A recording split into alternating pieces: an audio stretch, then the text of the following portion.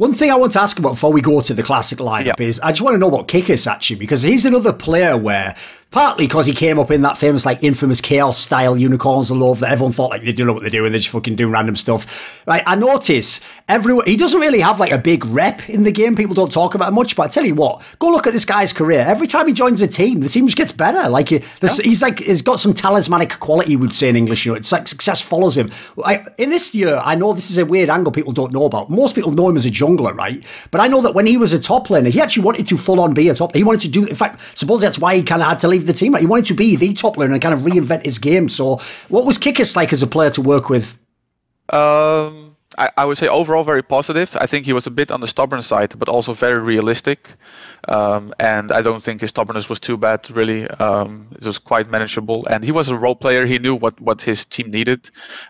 He was just also like, hey, let me play some carries in the scrims, and I'll play my kind of stage. Don't worry. And I think to this day, so what happened? So Kikis ended up being removed from the G2 lineup, but it was mostly his own doing, because there were some talks on replacing Kikis at the end of the spring split. But in the end, I kind of pushed it to like, hey, let's not do this. You know, Kikis is good for us. Let's go for the 6-man roster. That's when we brought in Expect, and we went for the 6-man roster. And a few weeks in, Expect got his first stage match. He had been doing okay in scrims, and he completely bombed in the stage match. And the next day, Kikis says, it's him or me. And that's something you don't do. So I talked to him many times, because he felt really bad already, and he felt it was a good moment to really push Expect out. Sure. And I just told him, listen, mate, I am not going to send this guy home now. I'm committing to the 6-man roster, and so if you want to make this him or me kind of thing, then you're going home. And we had a few talks, walked. I said, listen, don't do this, man.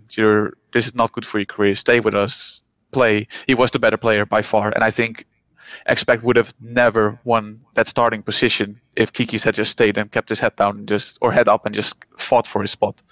But Kikis was in that case stubborn in the wrong way for his career, and he said, no, it's him or me. And then he was out. And then Expect flourished quite well, I would say, over the time.